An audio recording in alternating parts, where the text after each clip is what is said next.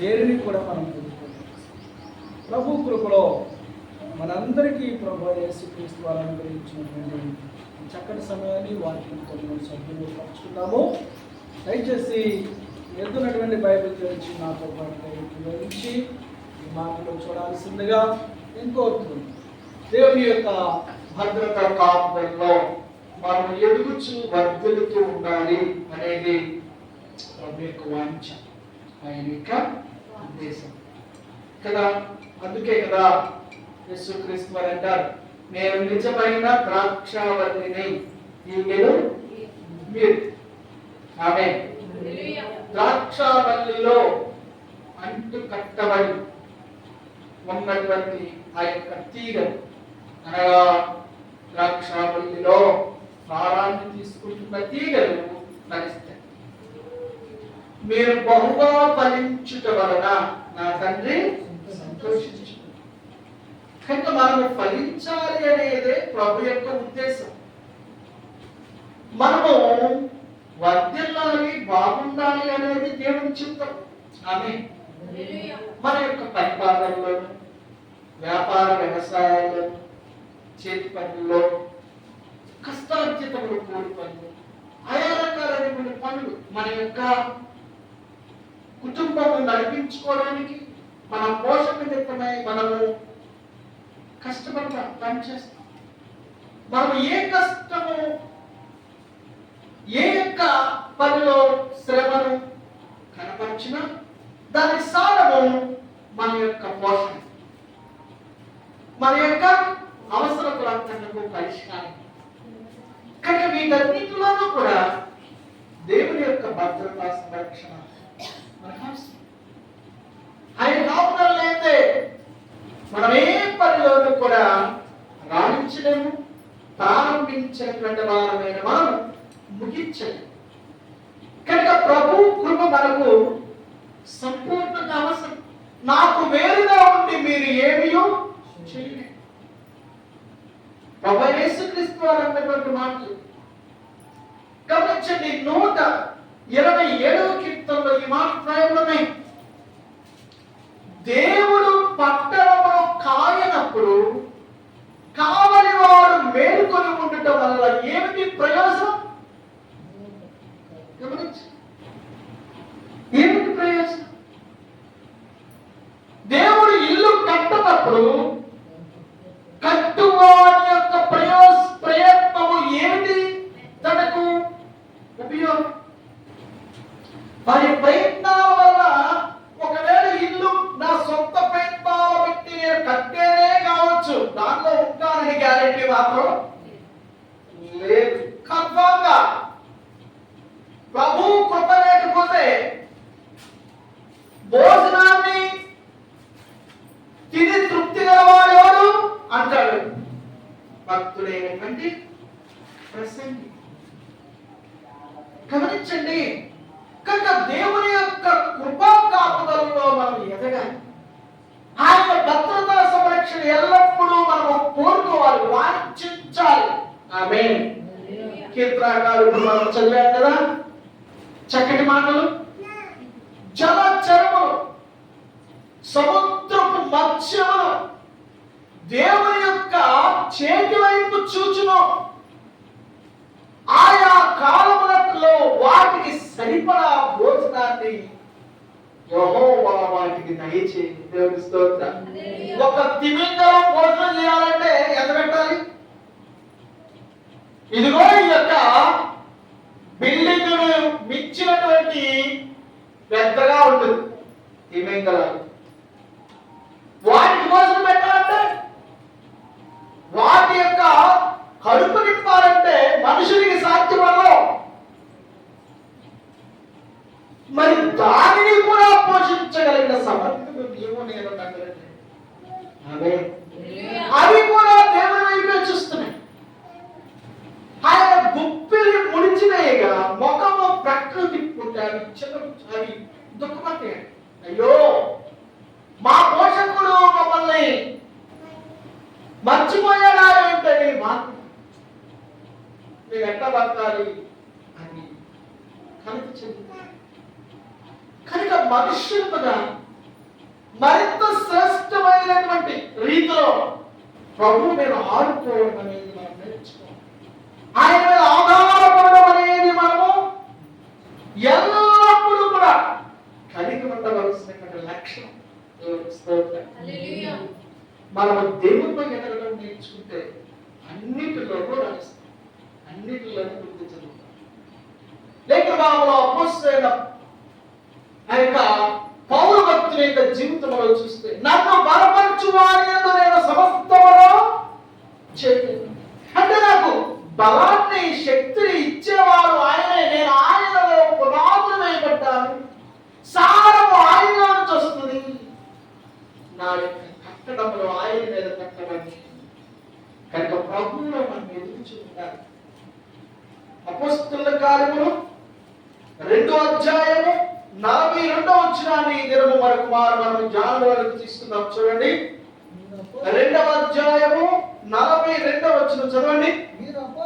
వీరు అపోస్తలుల బోధయందును సహవాసమందును రొట్టె విరుచుట యందును ప్రార్థన చేయుట యందును ఎడతెగక ఉండిరి. ప్రభువులో ఎదగడం అంటే ఈ యొక్క విషయాల్లో స్థిరంగా ఉండడం. దేవుని స్తోత్రం. ప్రభువులో ఎదగడం, దేవుని యొక్క సన్నిధిలో సారాన్ని తీసుకోవడం అంటే ఈ విషయాల్లో మనము స్థిరంగా ఉండడం. వీరు ఎవరు? ప్రభువైన యేసుక్రీస్తు వారిని దేవునిగా విశ్వసించి ఆయన కొలవడానికి సిద్ధపడిన వారు, క్రైస్తవులు అనబడిన వారు, యేసు ప్రభువు మీద ఆధారపడిన వారు. దేవుని స్తోత్రం. యేసుక్రీస్తు వారే నాకు సమస్తమును అనుకున్నవారు. ఆమేన్. వీరు అపోస్తలుల బోధయందును అనగా దేవుని చేత సువార్తకు పంపబడినటువంటి వారి యొక్క బోధయందును, వారు బోధిస్తున్న మాటల మీద, రెండవది సహవాసమందును, సంఘముతో సహవాసం, మంచి సహవాసమందును, శ్రేష్టమైనటువంటి సహవాసమందును, తదుపరి రొట్టె విరుచుట యందును. ప్రభువైన యేసుక్రీస్తు వారు చెప్పిన మాట, ఇదిగో నా శరీరం, ఇదిగో నా రక్తం, నన్ను జ్ఞాపకం చేసుకుంటగా ఈ యొక్క మాదిరికరమైన జ్ఞాపకార్థ కార్యాన్ని చేయండి, నా శిలువ మరణమును జ్ఞాపకం చేసుకోండి అని చెప్పి ప్రభువైన యేసుక్రీస్తు వారు చూపించినటువంటి యొక్క కార్యం.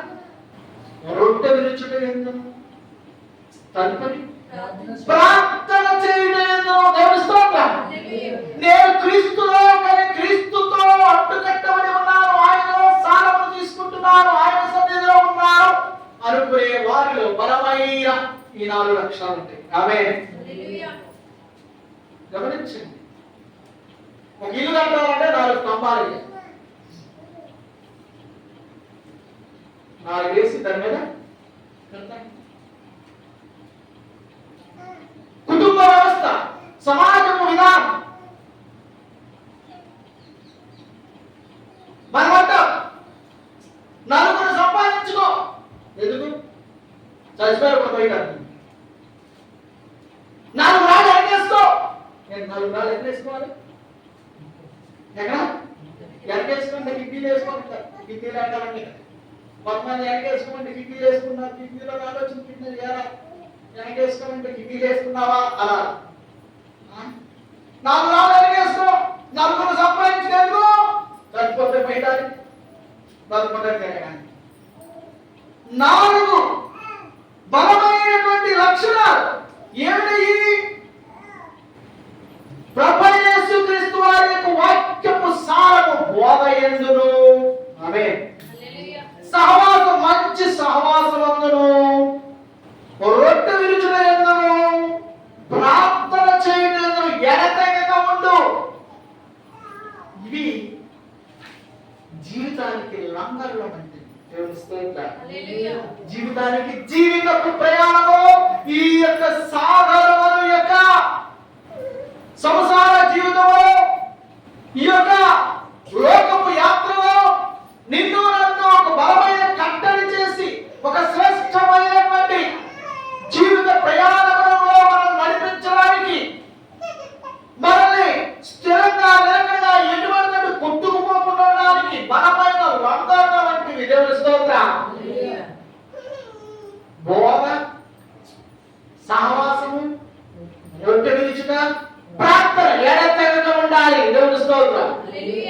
ఇంకా బల్ల మిస్ కావద్దు.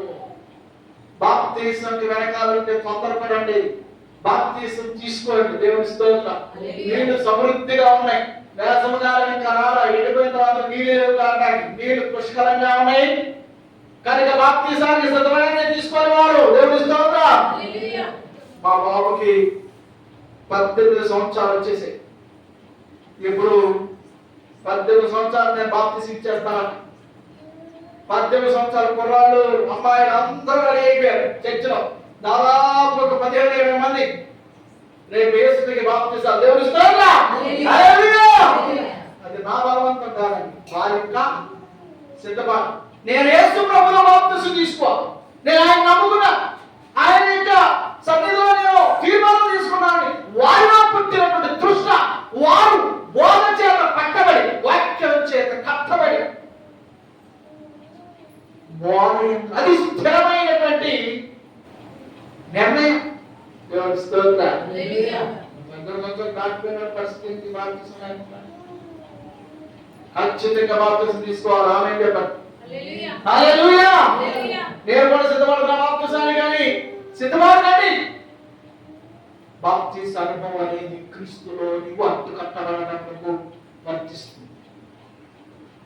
నీవు ప్రభు యేసుక్రీస్తు వారి యొక్క బోధలో నిలకడగా ఉన్నదానుగా వారుగా ఏర్పాటు చేస్తుంది. ఉండేటటువంటి మార్గాలను సృష్టిస్తుంది, ఏర్పాటు చేస్తుంది. వీరు అపోస్తలుల బోధ ఏందనో యోహాను రాసినటువంటి మొదటి పత్రిక 2వ అధ్యాయం 26వ వచనాన్ని చదువుదాం. యోహాను రాసిన మొదటి పత్రిక 2వ అధ్యాయం 26వ వచనాన్ని చదువుదాం. చూడండి. మిమ్మును మోసపరిచిన వారిని బట్టి ఈ సంగతులు నేను రాస్తున్నాను. అయితే ఆయన వలన మీరు పొందిన అభిషేకము మీలో నిలిచున్నది కనుక ఎవరైనా మీకు బోధింపనక్కర్లేదు. ఎవరైనా మీకు బోధింపనక్కర్లేదు. దేవుని స్తోత్రం. హల్లెలూయా. మీలోకి బోధ వచ్చింది. ఫస్ట్ క్లాస్ చదివిన వాడు మళ్ళా ఫస్ట్ క్లాస్ చదువుతారండి. 1వ తరగతి చదివిన వాడు 2వ తరగతి వెళ్ళాలి. మీరు చదువుకోలేదా? చదువుకుంటారు. 1వ తరగతి తర్వాత 8వ తరగతి 2వ తరగతి. అబ్బాయి నువ్వు 1వ తరగతిలో కూర్చోవాలి మళ్ళా అన్నారు. వీడు కూర్చుంటాడా? ఈ చదువుకుని లేచేసి పుస్తకాలు ఎత్తే వెళ్ళి 2వ సెక్షన్ 2వ తరగతి కూర్చుంటాడు. నేను ఎక్కడ కూర్చుంటాను? ఎందుకంటే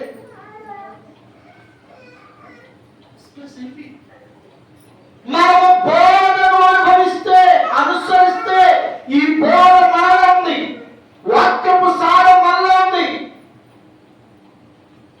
చిన్నప్పుడు పిల్లలకి చిన్ని గిన్నెలో ఒక్క ముద్ద వేసి దాన్ని బాగా మెత్తగా చేసి కొంచెం కొంచెంగా తినిపిస్తారు. పెద్దగా 15 సంవత్సరాల తర్వాత చిన్ని గిన్నెలో ఒక్క ముద్ద వేసి బాగా మెత్తగా వేసి కొంచెం కొంచెం తినిపిస్తారు. ఏమంటారు? పిచ్చా పిచ్చా నీకేమన్నా? ఇది ఏ వాళ్ళకి నాకు నా చేతికి కూడా అన్నట్లేదు. నాకు మెత్తగా చూడాలంటూ ఒక 5-6 చపాతీలు ముక్కలు పెట్టు. నీవు బోధించబడిన దానము వారు బోధ దేవుని యొక్క సారం నీలోనికి వచ్చింది. వాక్యం అనుసారం దానిలో ఎదగాలి. మీకు బోధించబడిన బోధలో స్థిరంగా ఉంటుంది. దేవుని స్తోత్రం. మీరు అపోస్తలుల బోధలో స్థిరంగా ఉన్నారు. ఇక వేరే యొక్క మాటలు వీరికి పరమ ఎక్కువ స్టాండర్డ్ అయిపోయింది. నేను ఎప్పుడు చెప్తాను కదా, గ్రామ్ ఫోన్ రికార్డ్ అని. గ్రామ్ ఫోన్ రికార్డ్ అంటే పెద్ద ఆ యొక్క అన్నం గిన్నె మీద వేసే మూలం. ఒక కేజీ బియ్యం ఉడికేటటువంటి అన్నము గిన్నె మీద వేసే మూట సాసర్ అంత ఒకటి గ్రామ్ ఫోన్ రికార్డ్. దానిలో మినిమం 5 మాటలే ఎక్కుతాయి. 5 కంటే ఇంకా ఎక్కువ. నువ్వు ప్రయత్నం చేసినా ఎక్కువ. ఇక అంతే. ఆ తర్వాత క్యాసెట్లు వచ్చాయి. క్యాసెట్లు తెలుసుగా, లోన తీగలాగా పిలువడు. అది తాడెళ్ళే బాగా ఇటు మనకు కావాలి క్యాసెట్లు పెట్టు. క్యాసెట్లు పోయి ఇప్పుడు ఏమొచ్చింది? మెమరీ కార్డ్, సీడీలు వచ్చినాయి. సీడీలు కొన్ని పాటలు వస్తాయి. సీడీలు మా అయితే ఒక 20 పాటలు 15 పాటలు 10 పాటలు అయితే తర్వాత డివిడీలు వచ్చాయి. ఒక గంట 2 గంటలు. తర్వాత ఇప్పుడు మెమరీ కార్డులు, చిప్పులు, జీబీలు. ఇక చూసుకో మొత్తం ప్రపంచం దాంట్లో గమనిస్తున్నారా? ఈ గ్రామ్ ఫోన్ రికార్డులో ఒక్క చిన్న మాట ఎక్కించాలని ఎక్కడెక్కడ ఫుల్ అయిపోయింది. 5 పాటలే మనం దేవుని యొక్క బోధలో ఫిల్ అయిపోవాలి. దేవుని స్తోత్రం. నువ్వే చెప్పినా ఆదివారం వచ్చింది, ప్రార్థన జరుగుతుంది, 6 నూరైనా 10 నూరైనా ఏమైనా సరే నేను వెళ్ళిపోతాను. ఇక నువ్వేం చెప్పినా పట్ట మీరు అడిగేది దేవుడు సన్నిధికి ప్రార్థన. ఎందుకంటే నువ్వు బోధలో అలాగూ మనం క్రీస్తులో అలాగూ వేరుపాటు ఉండాలి. ప్రభువు యేసు క్రీస్తు వారిలో మనం ఎదుగుచూ ఉండాలి. దేవుని స్తోత్రం. అది మన గుణము. క్రీస్తును నమ్ముకున్నటువంటి వారికి లాభకరమైనది ఏమిటి అంటారా? క్రీస్తు యొక్క సన్నిధిలో బోధము మనం ఉండడమే, అభిషేకము. అది మనకు ఆశీర్వాదకరంగా దీవెనకరంగా గొప్ప జ్ఞానాన్ని మనకి ఇస్తుంది. శ్రేష్టమైన జ్ఞానాన్ని ఇస్తుంది. పరలోకపు జ్ఞానాన్ని ఇస్తుంది. ఇదిగో దేవుని వాక్యము ద్వారా బలమైన జ్ఞానాన్ని పొందుకుంటా విశేషమైన జ్ఞానం మనం ప్రాప్తిస్తుంది. మన గృహాన్ని, మన కుటుంబాన్ని, మన జీవితాన్ని ఎలా చేస్తారు దేవుని వాక్యం చేస్తారు. రెండో వాక్యం మనం చదివిన వీరు అపోస్తలుల బోధయందును తదుపరి సహవాసమందును. దేవుని స్తోత్రం. సహవాసం ఎలాంటి సహవాసము? కీర్తనకారుడు అంటాడు 130 కీర్తనలో సహోదరుల ఐక్యత కలిగి ఉన్నట్టు ఎంత మేలు, ఎంత మనోహరము. దేవుని స్తోత్రం. ఐక్యత అనేది అభివృద్ధికి నాంది. ఆమేన్. ఐక్యత అనేది అభివృద్ధికి మార్గం. 2 చేతులు కలిస్తే చప్పట్లు కదా, 2 చేతులు కలిస్తే శబ్దం వస్తుంది. ఐక్యత కలిగి ఉంటే పనులు ఈజీగా. కొంత దూరం ప్రయాణం చేయాలనుకోండి, ఒక్కడే చేస్తే చిరాకుగా ఉంటుంది. ఇంకెంత దూరం అన్నట్టు 2-3 కలిసి కూర్చోండి. మరి అప్పుడే వచ్చేసావా? విజయవాడ అప్పుడే 2-3 గంటలు ఎట్లా అయిపోయింది అన్నట్టు. ఎట్లా అయిపోయింది? దూరం తగ్గిందా లేకపోతే బస్సు ఏమైనా స్పీడ్ అయింది? అదే సాధ్యం బస్సు, ఫ్రీ బస్సు, అదే జనాలు రాసింది. కానీ ఎలా అయిపోయింది మన ప్రయాణం తొందరగా? సహవాసం, మంచి సహవాసం, మంచి సహవాసం. చెడ్డ సహవాసం కాదు. చెడ్డ సహవాసం మంచి నడవడం చేయాలి. మంచి సహవాసం చేయండి. క్రీస్తుతో సహవాసం చేయండి. దేవుని సన్నిధితో సహవాసం చేయండి. దగ్గర బాబు మాట చూద్దాం. కీర్తన కూడా అంటున్నాడు కదా, సహోదరుల ఐక్యత కలిగి ఉంటే ఎంత మేలు, ఎంత మనోహరం. అది ఆరోహణం గడ్డం మీద కాలి అతని అంగీల వంశ వరకు దిగినటువంటి అంగీల వంశ వరకు దిగజారిన పరిమళ తైలం అని దేవుని స్తోత్రం. అంత సువాసన, శ్రేష్టమైనటువంటి భర్తలు మంచి సహవాసం. సహవాసము మంచి సహవాసం చేయండి. చక్కసం పాటించే సహవాసం కాదు. పనికి మారిన వారితో సహవాసం కాదు. పంతులతో సహవాసం కాదు. తిండిపోతులు, తాగుబోతులు, తిరిగిపోతులు, పోతున్నాయి. మనుషుల్లో పోతురాలు. ఏ పోతులయ్యి? నేను పెట్టుకొని ఎన్ని పోతులయ్యి? ఈ పోతుల్లో ఏదైనా పోతు నీతో సహవాసం కలిగి ఉన్నాడు అంటే కట్ చేసేసింది. నాకు విరోధంగా ఉన్నా ఏది కూడా దేవుడు వచ్చడు. ఫలింపని ప్రతి తీగను ఆయన తీసి పారవేయును. దేవుని స్తోత్రం. కనుక ఏ విధమైనటువంటి దుష్ట సహవాసము మనలో లేకుండా చూసుకోవాలి. దేవుని స్తోత్రం. విశ్వాసకి అవిశ్వాసకి పొత్తేంటి? అంతే కదా. చదువుకున్న వాళ్ళు చదువు లేని వాళ్ళు సహవాసం చేశారనుకోండి, ఈ చదువు లేనివాడు ఒకవేళ చదువుకున్న వాడు చదువును మార్పించేయచ్చు, పాడు చేసేయచ్చు. తాగుబోతాడు మంచోడు సామర్థ్యం చేసినప్పుడు ఏమో ఒకసారి కూర్చోవడానికి బలవంతం చేసి ఇది పోయొచ్చు, ఈ రాళ్ళు ఆడవచ్చు. అసలు ఆడితో సావాసం చేస్తుంటే బాగుంటుంది. తిరుగుబోతూ తాగుబోతూ సావాసం చేసే దొంగతో సావాసం చేసే మన మంచోడమైనా ఆ దొంగ దగ్గర మనకి కట్టేస్తారంటే మన కూడా దొంగలం అయిపోయాయి. తాగుబోతు కాసేపు బాగా తాగేసినట్టు నువ్వు సావాసం చేస్తే నువ్వు ఇంటికి వెళ్ళి వచ్చావంటే వాసన వస్తుంది. ఎక్కడ ఆడుకో సెట్ కొట్టుకునే వాళ్ళ దగ్గర కాసేపు ఉంటే మనం కూడా ఎట్లా వస్తాం. సెట్ కొట్టుకోవాల్సిందా? సెట్ కొట్టుకోవడం వాడు పక్కన కాసేపు ఉంటే చాలు. ఒక ప్రాంతానికి వాక్య పరిచర్యకి వెళ్ళాడు. వాక్య పరిచర్యకి వెళ్ళి ఆ యొక్క ప్రాంతంలో దిగ్గానే వాళ్ళు ఒక హోటల్ ఇచ్చారు. 6 గంటలకి స్టేజ్ దగ్గరికి వచ్చేమన్నా. సరే 4 గంటలకి హోటల్లో దిగాడు. గంటలో రెడీ అయిపోయాడు. 5 గంటల 1 గంట ఎదురుగా హోటల్ ఎదురుగా గులాబీ తోట ఉంది. చూడగానే చాలా ఆకర్షించేటట్టుంది. మెల్లగా రెడీ అయిపోయాడు కదా. 1 గంట సేపు ఆ తోటలో తిరిగి కాసేపు ప్రార్థన చేసుకుందాం అని చెప్పేసి బ్యాగ్ పట్టుకుని ఆ తోటకి వెళ్ళాడు. తోటకి వెళ్ళి ఆ బ్యాగ్ పట్టుకుని ఆ తోటలోనే ప్రార్థన చేసుకుంటూ ఆ గులాబీలు రకరకాల కొన్ని వేల రంగులున్న గులాబీలు ఉన్నాయి ప్రపంచంలో. అన్ని గులాబీలు అక్కడ అన్ని రకాల గులాబీ మొక్కలు పూలు బాగా వేపూసేసి ఆ గులాబీ తోటలో గంట సేపు ప్రార్థన చేసుకుంటూ తిరిగాడు.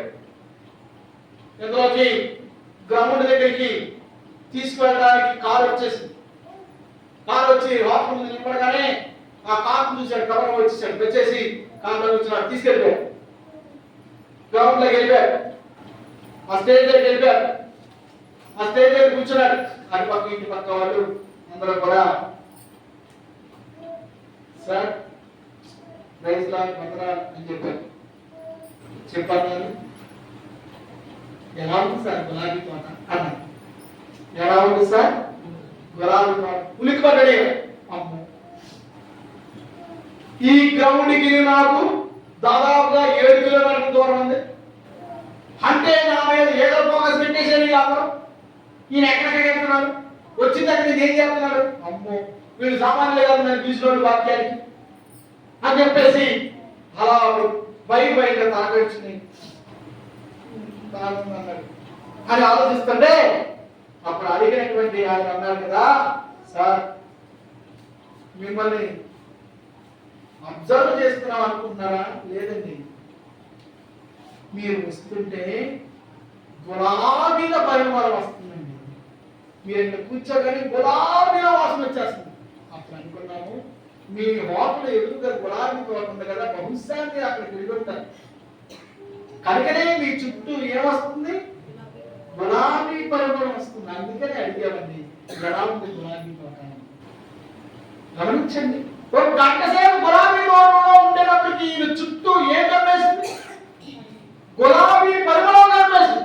నీవు మంచి సహవాసం కలిగి మంచి లక్షణాలు నీకు అంతే. నీవు ఈ పోతులతో సహవాసం చేయి, ఏ పోతుతో సహవాసం చేయి ఆ పోతు లక్షణాలు వచ్చాక నీకు అంతే. ఆ తిరుగుతోనో తాగుతోనో తిరుగుతోనో అని ఏదో ఒక లక్షణాలు కలిగినాడు, చండాలమైన లక్షణాలు కలిగినాడు, వారి యొక్క లక్షణాలు వచ్చేసి మంచి సహవాసం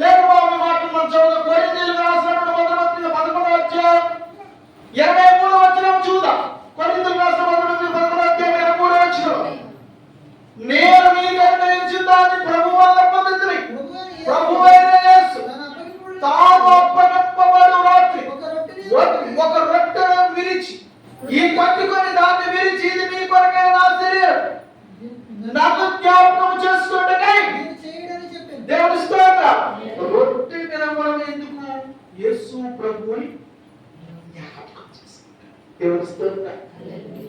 నీవు నేను బలలో ఎల్లప్పుడూ ప్రవేశాన్ని కలిగి ఉన్నాను. ఆమేన్. ఈ రోజు బల ప్రభు బల భోజనం బల ఆయన బలలో నేను మిస్ కాకూడదు. ఎక్కడున్నా సరే పరిగెత్తుకొని నా తండ్రి సంఘానికి వచ్చే నా తండ్రి సంఘానికి నేను బలలో పాల్గొని పొందుకోవాలి. ఏమైనా సరే నీవు రొట్టెగిచ్చేటటువంటి సహవాసానికి దూరం కాకూడదు. దేవుని స్తోత్రం. వీరు రొట్టె విరిచే విషయంలో స్థిరంగా ఉంటారు. సహవాసం విషయంలో స్థిరంగా ఉంటారు. ఇదిగో బోధ విషయంలో స్థిరంగా ఉంటారు.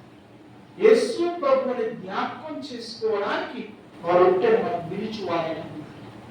ఆయన శరీరం, ఆయన కలువరి సిలువలో మన కొరకు చనిపోయారు, మరణించి తిరిగి లేచారు, మన పాపములకు ప్రాయశ్చిత్తము చేశారు అనడానికి నీవు నేను జ్ఞాపకం చేసుకునే సిలువ మరణం చాలు.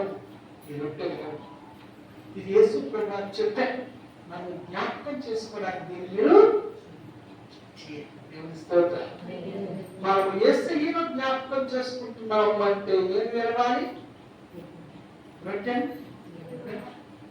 మనం ప్రభు బలలో పాల్గొని పెంచుకోవాలి.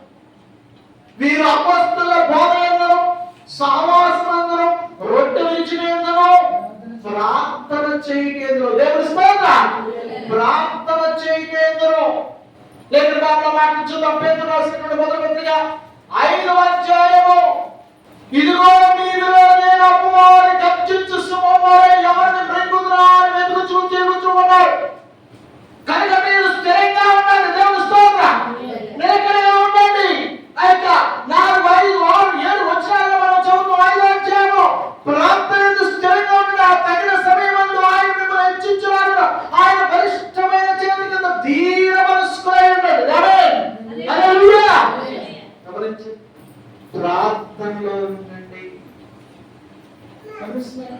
మత్తయి సువార్త 6వ అధ్యాయము 6-7 వచనాల్లో మనం చదువుతాం. మీకు ఉన్న అవసరతలు అక్కర్ల నిమిత్తమై మీ యొక్క గదిలోనికి వెళ్ళి తలుపు వేసుకుని రహస్యమందు చూచున్న మీ దేవునికి మీరు ప్రార్థన చేయండి. నాకు మొరపెట్టుకొని నీకు ఉత్తరమిస్తాను. ఇర్మియా గ్రంథము 33వ అధ్యాయం 3వ వచనంలో గ్రహింపలేని నిగూఢమైన సంగతుల్ని నీకు తెలియజేస్తాను. ప్రార్థన చేయి. విసుగక ప్రార్థన చేయి. నిరంతరము ప్రార్థన చేయి. ఎడతెగక ప్రార్థన చేయి. ఇవన్నీ యేసు ప్రభువు ప్రార్థన గురించి చెప్పారు. నేను ముగిస్తున్నానండి. వీరు ప్రార్థన యందు ఎడతెగక ఉండండి. మరి ఈ లక్ష్యాల్లో ఏది లోపించినా సరే సాతానుడికి మనం పడిపోతాం. దగ్గరికి వీరు ఎవరు? యేసుక్రీస్తుని నమ్మిన వారు, అపొస్తలుల బోధన వాక్యమందును సహవాసం, సంఘంతో సహవాసం అందును రొట్టె విరిచిన యేసు ప్రభువుని జ్ఞాపకం చేసుకునే అందును ప్రార్థన చేయడం ఎడతెగక ఉండండి. మరి ఎడతెగక ఉన్నావా? అప్పుడప్పుడు ఉన్నావా? ఎడతెగక దేవుని సన్నిధిలో ఉండాలి. గుర్తొచ్చినప్పుడు అప్పుడు ప్లస్ అప్పుడు కాదు, అప్పుడప్పుడు కాదు. ఎడతెగక దేవుని సన్నిధిలో ఉండడానికి సిద్ధపడాలి. ప్రార్థనలో ఉండాలి. భూమి మీద సాతానుడు జడిసేది ఎవరికో చెప్పనా? భూమి మీద సాతానుడు జడిసేది ఎవరికో చెప్పనా? భయపడేది ఎవరికో చెప్పనా? ప్రార్థన చేసేవారు. దేవుని స్తోత్రం. ఎవరికి? ప్రార్థన చేసేవారు. పాటలు పాడేవారికి జరగడాడు. దేవుని మందిరానికి వెళ్ళేవారికి జరగడాడు. వారి గురించి కూర్చుంటాడు. డాన్స్ చేసేవారికి జరగడు. ఎగిరి చేసేవారికి జరగడు. ప్రార్థన చేసేవాళ్ళు అంటే వారికి భయం. ఎందుకంటే ఏమడుగుతారో వీళ్ళు ప్రార్థనలో, ఏమడుగుతారో దేవుని, ఏమడుగుతారో దేవుని, ఏమడిగితే ఆయన ఏమిచ్చేస్తారో.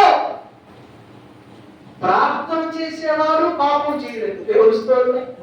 పాపం చేసేవాడు ప్రార్థన చేయదు. ప్రార్థన ప్రభువుతో సంభాషణ. దేవుని స్తోత్రం. యేసుక్రీస్తు రాత్రంతా ప్రార్థనలో ఉన్నారు. తన తండ్రితో ప్రార్థిస్తూ సహవాసం కలిగి ఉన్నారు. కనుక మనకు ప్రార్థనలో ఉండాలి. గర్జించు సింహమైన అపవాదిని గద్దించడం మనం ప్రార్థనలో ఉండాలి. ఆయన సన్నిధిలో తగిన సమయంలో ప్రభు మనం ఏమైనా బలిష్టమైన చేతి కింద ప్రార్థన ఉండాలి. మోకాలు దేవుని స్తోత్రం. నీ మోకాలు నేలకు పొందితే నీ యొక్క ఇదిగో ప్రార్థన పరలోకం వెళ్ళిపోతుంది. దేవుని స్తోత్రం. ఆమేన్. కనుక ప్రార్థన ఎడతెక్క ఉంటుంది. వాక్యమందు, సహవాసమందు, రొట్టె విడిచిట ఎందు ప్రార్థన, ఈ 4 కూడా మన యొక్క జీవితాన్ని బలంగా క్రీస్తులో కట్టాయి, బలపరుస్తాయి, వర్ధిల్లింపచేస్తాయి. కాబట్టి ఈ 4 ఏది లోపం లేకుండా చూసుకోండి, ఏది మన దగ్గర నుంచి పోకుండా చూసుకోండి. ప్రభు సన్నిధిలో మనం ఎదుగుటకు, వర్ధిల్లుటకు ఇవి మనకి బలమైన సహాయ సహకారాలుగా ఉన్నాయి. క్రీస్తు యందు సద్భక్తి కలిగిన వారిగా జీవించడానికి మనకు కావలసిన లక్షణాలు, హేమసంవత్సరా ఎదుర్కొనే లక్షణాలు. కనుక కృప మనందరికీ ప్రభు దయచేయగా. ఆమేన్. ప్రతి ఒక్కరు కూడా ప్రార్థనలో